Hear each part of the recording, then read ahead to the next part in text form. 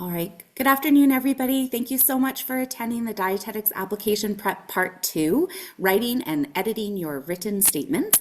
Really nice to have you with us this afternoon. My name is Christine Clary, and I'm the Director of Student Services for the Faculty of Land and Food Systems. I am here in Allison's place today. She sends her regrets, but I hope that for those of you who were able to attend the session yesterday with Delaney and those of you joining today, you'll find that you're getting helpful information that will help you to feel more confident about submitting your dietetics application either this year or into the future. We are situated on the traditional ancestral and unceded territory of the Musqueam, Squamish, and Tsleil-Waututh First Nations, a really special place. I hope that it has become for all of you, the UBC Vancouver campus, as it certainly has for me, as a three-time alumna of the faculty and having worked at UBC for a very long time. The campus certainly is a very special place for me, and I hope that as you navigate campus, build your relationships, and create lasting memories, that you take this moment to experience, appreciate, and show gratitude for the lands on which you have our privilege to work, learn, and play. Today we're going to be doing a quick overview of the session that was run yesterday. For those of you who were not able to attend, the recording will be circulated, and so you'll have an opportunity to rewatch that. But we'll go through some key concepts that were covered yesterday, and then we're going to talk and focus today on the written statements and what expectations there are around those, and then give some space and time for you also to practice and ask any questions that you might have about the written statement part of the application. So we are going to use Slido today just to gauge some feedback throughout the presentation and also for the Q&A portion. Okay, moving on. Excellent. Okay, so the code is still here. Just wanted to make sure you were paying attention. Okay, so how are you feeling about writing your statement of intent for dietetics? Are you nervous, unsure, excited, scared, confident, all of the above, or none of the above? Share your results and let us know how you're feeling. Okay. So lots of nervousness, a lot of uncertainty, a lot of mixed emotions, which is understandable, especially when you're approaching something for the very first time. It can certainly be a bit intimidating. And my hope is that after today's presentation, you'll have that increased confidence and have a bit more of a secure understanding in what's expected and how to approach this to demonstrate your best self. So as covered in yesterday's session, it's really important, whether you're filling out your resume or completing your letter of intent, that you really do understand the audience that you are writing this statement for. And what we mean by that is you have to understand that someone is reading this without knowing you personally, without knowing your background and experience, and they're reading it certainly in comparison to other candidates who are applying in that same applicant pool, and they themselves are registered dietitians looking ahead to try and make the best decisions about what students or which students will make up the best next cohort of dietitians and be the best next people to contribute to that profession. So it is really important to be mindful of who you're drafting the statement of intent for and directing it to help them to better understand who you are as a candidate and to help you to make the best first impression. It's also about understanding the opportunity, right? So you're applying to a professional program or to a program where there's a professional designation with high expectations. This is we take a lot of pride in graduating dietitians. We're the only dietetics program in the province of British Columbia. So it is really important that you understand the opportunity that's in front of you and the responsibility that comes with that as well. Not to put added stress on you, but it is important to take this role seriously because you do have to go through a formal accreditation process, and you get the registered dietitian designation is a really important piece that requires some extra scrutiny. And then it's also important to make sure that you're drawing connections between who you are and what the audience and what the profession needs, and finding ways to draw those connections. And we'll talk a little bit about that today as well, and just in through a slightly different lens. So the application review panel operates similarly to an employer. So if you've applied to a job previously, you may have been required to submit a resume, maybe a cover letter.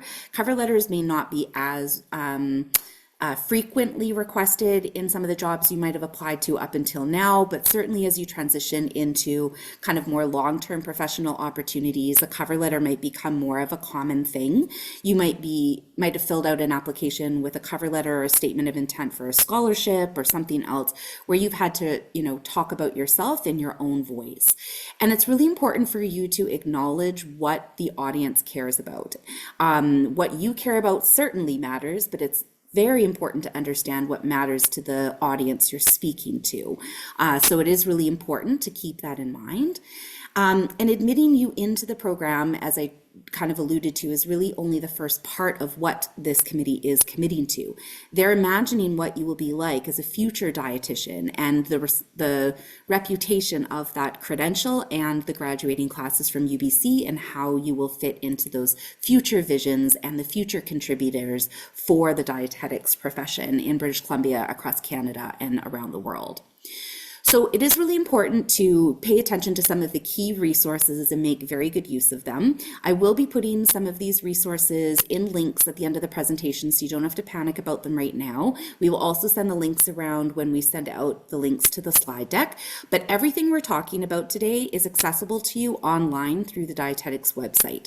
I wish I could tell you that we were revealing a whole bunch of secrets that only you who joined us today are being privy to. We're really just teasing out that information and sharing it with you in a conversational way. But everything that's listed here, the program's mission, vision, and values, the objectives of the program, the required skills and abilities to become a registered dietitian, as well as a guide to walk you through every step of the application process, are all available to you through the Dietetics website. So I'll put those links into the chat when we move into Q&A, but I just want you to be kind of reminded that you have access to a lot of, or all of these resources on your own, in addition to the opportunity to go through some of them together today. So what are the expectations for the statement of intent? So really the technical requirements is one part. So using the template that is provided on the program's website is a great place to start.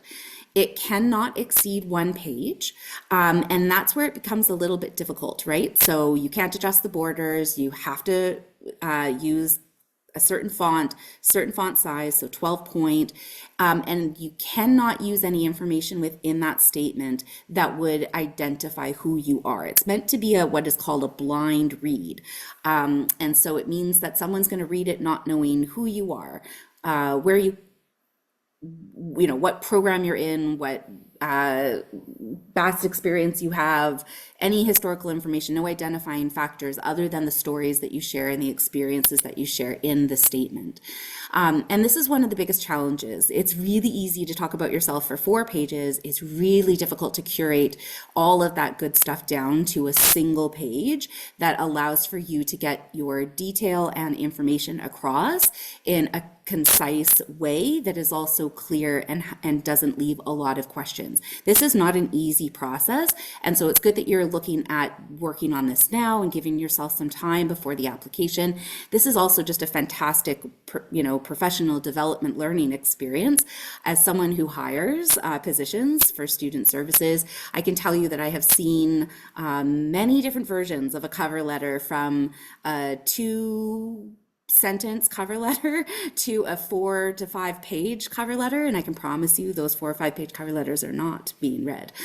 So it is really a skill to curate the information down and get your personality across in a 1-page statement. But some of the key messages that you will want to think about when you are preparing your written statement is, why is it that you're applying to this program, right? What motivates you? What are you passionate about? What is it about this profession that you're drawn to? Why and how would being a registered dietitian serve you and your community? And then, of course, how have you prepared yourself to succeed in the program and in the profession? What have you been doing? Your in-classroom experience will speak for itself on your transcript, but what have you been doing to prepare yourself, whether it's taking those extra academic experiences like a directed studies, or drawing out some of the experiences like what you may have done in LFS 250 or 350 and working with communities. Maybe there was an experience in a group project that influenced your thought process or pivoted your passions. Are you volunteering? Are you doing paid work? Are you doing research? Are you involved in organizations? Are you actively seeking out and contributing to the community around you and seeking out those opportunities? It's really important for you to give some thought as to what you've done to prepare yourself, and then certainly how you might be able to distinguish yourself from other candidates who are applying. Really good piece of advice is if, as you're making or writing your statement of activity, and I would give the same advice to someone applying to a job, take the job description and start thinking about, as you're reading through the job description, what are the parts of the job that I'm already skilled at or that I have transferable skills that will help me to be able to do that part of the work well. And so referring back to this program's vision, mission, and values, as well as the required skills and abilities, will give you just a really good starting place to be able to see, okay, what am I being asked to contribute and what have I been doing to prepare to contribute in those ways? And how can you do a little bit of that matching? That's going to be a really important exercise that will hopefully help to highlight for you some of the different stories you could choose to include in your letter of intent. So, what are the mission, values, and vision statements of the dietetics program? The vision is to inspire learners to advance dietetic practice and food systems. The mission is to prepare learners for varied entry to practice roles in dietetics. And the values are that it is a community-focused program that focuses on collaboration, inclusion, integrity, and justice. So I want you to just take a second as you're looking at these vision, mission, and value statements. And I'd like you to just jot down a few very quick thoughts for yourself in terms of areas where you feel really confident, you have connections, and areas where you maybe have to do a little bit more work to see where you can make stronger connections with some of these pieces. So thinking through just for yourself, just jot down some notes and just kind of start a bit of a mind map. If you're a visual learner, you might want to just kind of have a little concept of like integrity. What are all the different things that I've done to prepare myself to show that I have integrity as a person, as a professional? What are some examples of that? Where have I done that? How have I done that? What experiences could I draw on that demonstrate that I'm a collaborative individual? Where have I done that? How have I done that? You can start to see where you can build out some plans and start to visualize essentially kind of how you might translate some of those stories into a statement.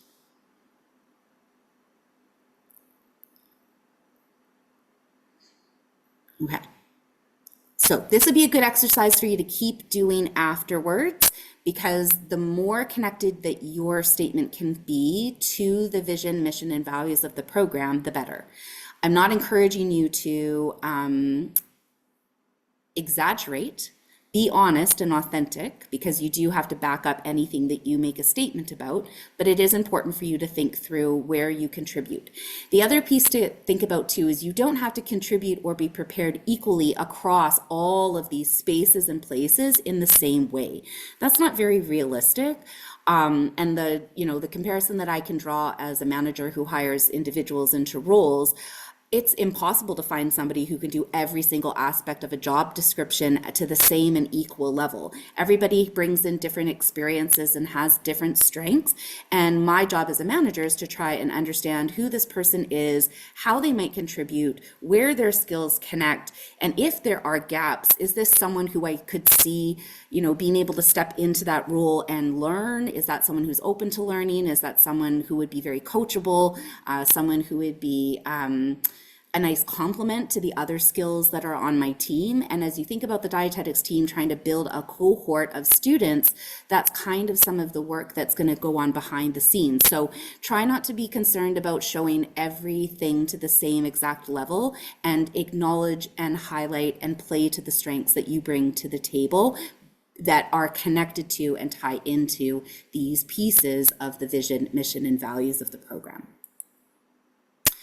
So when we're talking about required skills and abilities, because the registered dietitian designation is a formal designation that you are given, so you can be accredited and use that designation out in the workforce, you must be able to learn and apply the diverse foundational knowledge required for the dietetics profession. You must identify, obtain, and interpret relevant data. You have to be able to use a systematic approach to decision making to function in complex in fast-paced environments.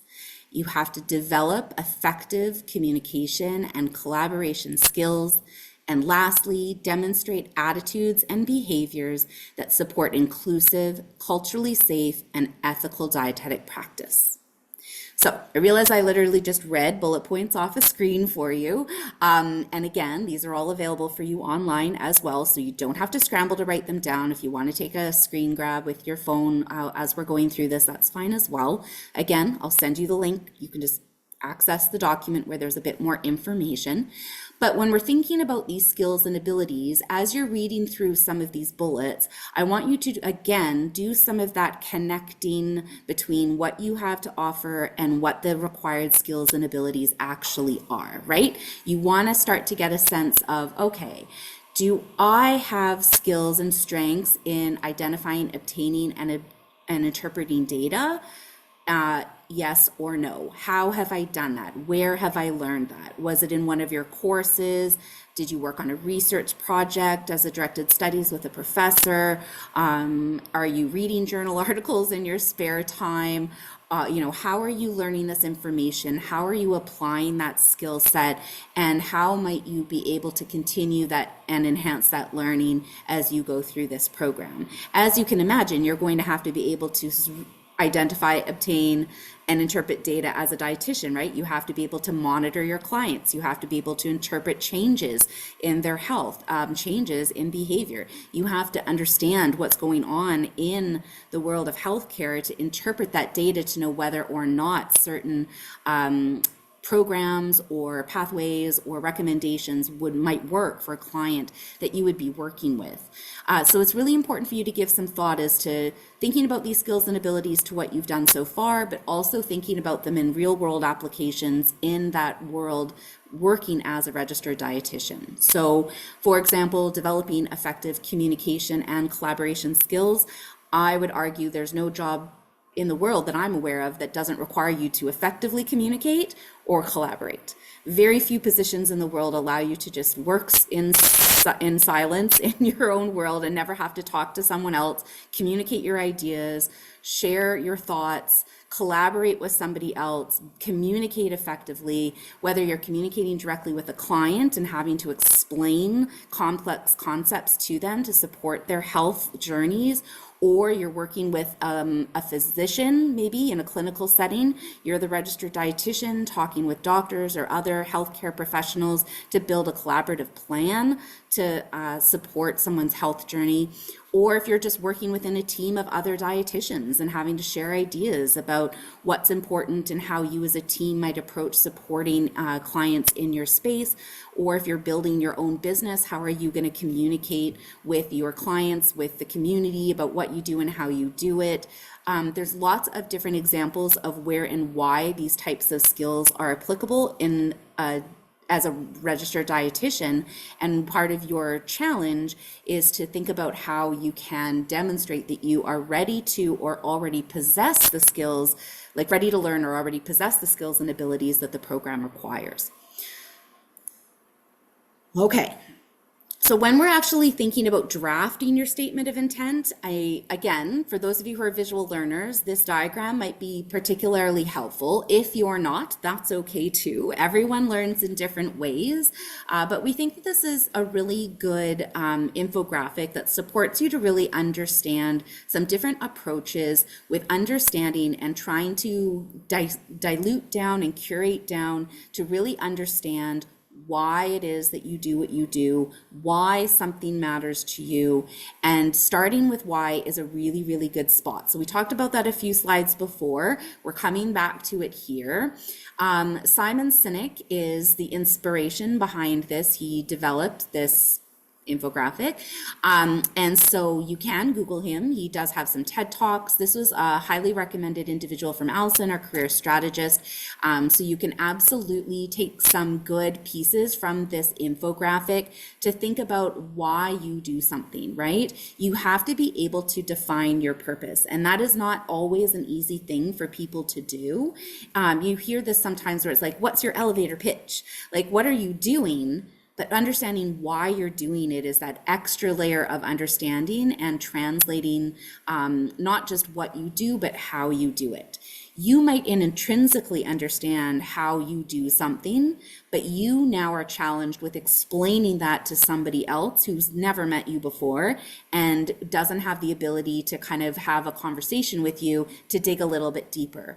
Your personal statement has to stand on its own. So you are going to have to give some thought as to how you're going to get those thoughts across and ensure that whoever's reading this can understand who you are, what you do, why you do it, and how you do it. And that's true in the resume piece as well that you and Thelini went through yesterday. Give some thought as to where the right spot is, whether it's the personal statement or the CV, where you're listing out your skills and experience, where you want to include the how and the why, right? Because your resume and cover letter should complement one another, not replicate one another. And that's also a really big challenge too. So what I'd love for you to do in the chat feature of Zoom, looking at this graphic, I'd love for you to pick something out from this graphic that you feel particularly passionate about, that you think right away, I have an idea for how I can include something related to what's on this graphic in my statement. Is it the why? Is it the how? Is it your belief, your cause, your purpose, your ideas? I'm just curious, like, what are you pulling away from this graphic? Just pop something really quick into the chat, just like, what's your initial takeaway? What is something that you're pulling out of this graphic, even if the words don't line up exactly? Pop into the chat something that this graphic is giving you confidence to say, yeah, I've got that. I know that I can include something related to that in my statement of intent. I'm ready to go. And just pop it into the chat. The chat is not going to go on the screen, but I'm going to read out some of your statements, not acknowledging the person. So people don't buy what you do, they buy why you do it. 100%, right? So that's a really interesting one. That's in the top right-hand corner. So people don't buy what you do, they buy why you do it, right? We've all seen those products before. We've seen those pitches before. I just thought of like Shark Tank, right? Like the passion of the people who are like, I'm an entrepreneur and this is why I did it and this is what is inspiring me to start this business and here's why it's important to me. Those stories resonate and people get hooked into the story and they want to do something to help you out, right? They want to be inspired by you.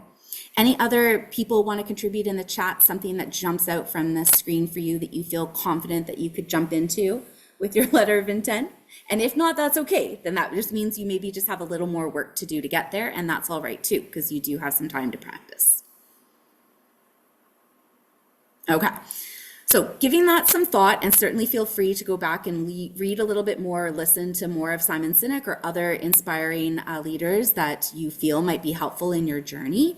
Now you're going to do a little bit of self-reflection, and again, take some notes and start to do some of this work now so you can start to build out your plan and give these questions some thought. Why have you decided to apply to this program? And why do you want to be a dietitian? Hopefully you can answer both of those questions. And what I'd like you to do is just write what comes to mind without thinking about it. You're not drafting your written statement and submitting something today. This is just your own personal reflection on those questions. Why do you want to apply to this program? Why do you want to be a dietitian? What jumps to mind to you? And just jot down some ideas, if it's one word at a time. Again, use a mind map, a list, a chart, whatever works for you. It is 12:29 right now, and I'm going to give you till 12:31. So that's 2 minutes. So just take a few moments to reflect and answer those questions and write down some ideas.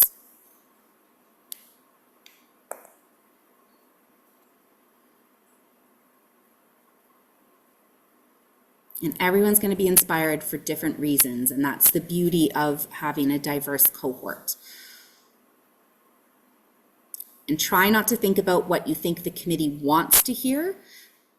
Make sure that you're being truthful and genuine and authentic about who you are and why things matter to you and why this program is a program that you want to be a part of, and why this profession is a profession you want to pursue. Authenticity is really important, especially in a written statement.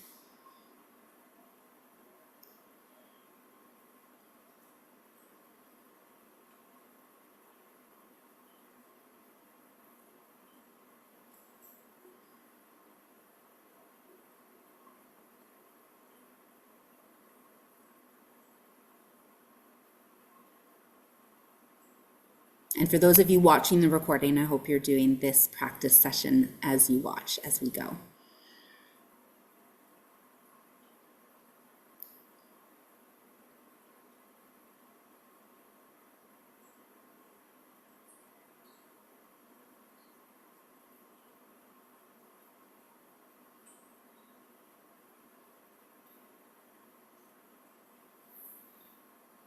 About 30 seconds left. Can I get a thumbs up from anyone on the screen who feels like they've written down at least one or two ideas that you can take into the next slide? Perfect. Seeing a couple thumbs up now. Hopefully everyone's written down at least one thing. If you're passionate about applying and you're here today, my guess is you have at least one idea about why you want to be a dietitian or why this program is a program you want to apply to. All right, everyone on the screen, thumbs up if you've contributed something and are ready to move forward to the next slide.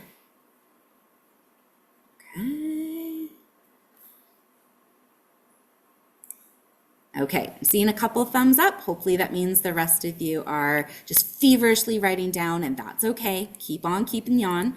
So what I want you to do now is I want you to read through what it is that you've been writing down and now ask yourself, where can I find the connections with the program's mission, values, and vision, mission, and values? And how can I be more explicit about these connections? And again, using a bit of a mind map concept might be a helpful tool here. It doesn't work for everybody. It's one of my go-tos, drawing the little circle and then the little arms that come out of the circle, and then that connects to a different circle. And before long, it looks like a beautiful mind on a piece of paper. So start to think about what you've written and ask yourself, where do I see connections and how can I be more explicit? And I think these are good questions to kind of take away and do some self-reflection on. For now, you might just use like a little symbol, like star the things where you feel like there's connections, and maybe circle or put question marks next to the things where you're unsure if that connection is strong. And then where you think you might need to spend a little bit more time in thinking through how you can be more explicit about making those connections. So I'm just going to give you a very quick a very quick amount of time here. Just go through that draft that you've written. And I think what you take away from this too, when you do go and continue to work on your statement, these types of exercises are just really good examples of ways that you can do some brainstorming, do some reflection, curate a little bit more, dig down a little bit deeper, find this unique story, find the story that really tells the committee who you are, and put those strongest stories forward. If you're fortunate enough to see that you have a bunch of stars all over your page already, where you're like, oh, I see so many connections, there's so many different ways that I have already been able to demonstrate this, and I feel really confident about how explicit I can be, that's amazing. And then your challenge, however, will be curating it down to that one page and teasing out the stories that are the strongest. And not just putting one sentence about every single story in a statement. You're going to have to figure out how to curate it down into that single page. So whether you're needing to bulk up and try to think beyond just like blanket statements that have no substance to them, or if you're curating down from a very expansive list of ideas, those are both challenges that you as candidates are going to have to work through. And that's where editing the statement becomes really important. So in editing a personal statement, the three C's are that it needs to be clear, it needs to be concise, and it needs to be compelling, right? So get to the point. Don't, spend, you've got one page. Think about the real estate that you're using to say things that have no value, right? Get to the point, but you need to make sure that you're not getting to the point to the exclusion of the substance either. And that's a tricky balance to strike.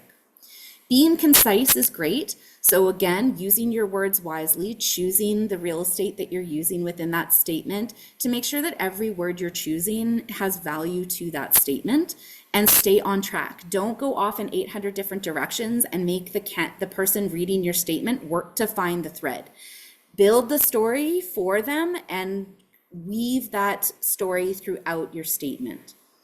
And you do need to make it compelling, right? You are talking to another human being. It's other registered dietitians who will be reading these applications, and they're likely going to connect with a lot of what your experience has been, especially because you're pursuing a passion that they themselves are passionate about and working in. So there will be a lot of alignment in terms of experience and ideas and values and passion.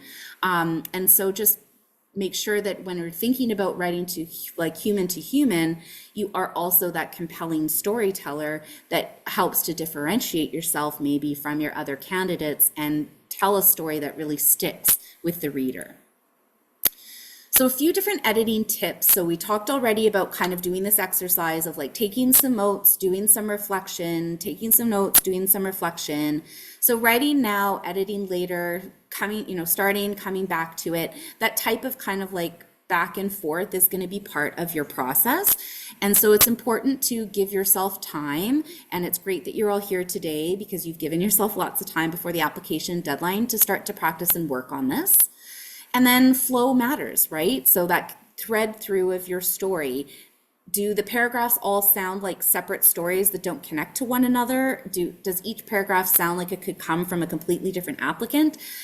Finding that consistent voice and tone as well to go all the way through is going to be really important. So it sounds like it comes from one person, it's one story, it's one person's experience, and you're going to make sure that it sounds like you from top to bottom.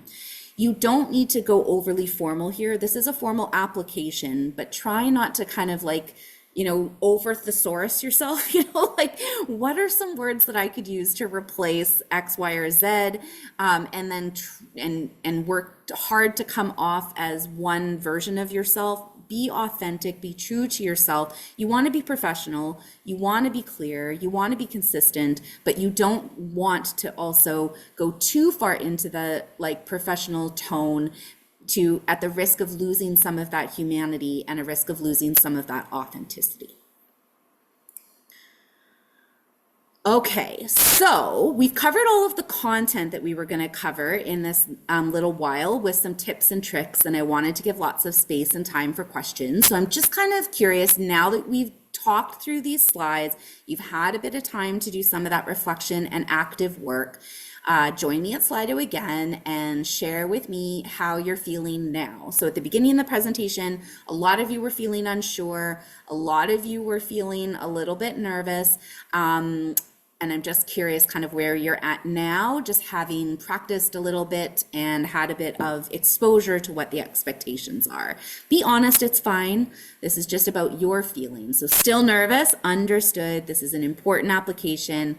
And I know from my experience in working in this faculty, there's a lot of pressure that all of you put on yourselves to be in this program. So I can appreciate why it would still create a lot of anxiety. A little bit unsure still, that's okay. That's part of the process. And then a little bit of a jump in all of the above. So that's okay too. Some of you are excited. That's amazing. I'm glad some of you are excited. Hopefully that means you're just excited about getting the process going. And my hope is that as we work through this together today, you'll have a chance to build your confidence and kind of have a stronger sense of how you want to get started and where you want to take this. So what I'm curious to know as well is what support you intend to use in the future in order to complete your application moving forward. So right now, Allison is on leave, so you can book appointments, not with Allison directly, but the Career Center is available? Are you going to go to your trusted network with friends and parents to go for advice? Are you going to go back and watch these webinars again and get a chance to reconnect with Leanie and myself and kind of go through this work together? No one said they don't think they need any more support, so that's good. It just means that all of you are thinking about like what other resources you can add to your toolkits, and I think that's really important. It's okay to ask for help, and it's okay to navigate this process together with other people and resources. The nice thing about being at UBC and applying to this program is there are a lot of resources out there, and even the non-UBC resources, like we looked at some of the Senex's work previously, TED Talks. There's lots of really great resources out there to help you to build confidence in preparing your application for dietetics. So I'm grateful to hear that you're feeling a little bit better and a little bit more confident in terms of knowing where to go and how to move forward. So the dietetics program is available to answer any additional questions that you might have. So their email address is on the screen. And I am gonna just ask you to pop any questions that you might have into Slido, and we'll go through that together. I'm gonna stop the recording now. So for those of you watching at home, if you need any further assistance, hopefully you can use some of the resources available to you. Thank you so much for watching. Good luck with your applications.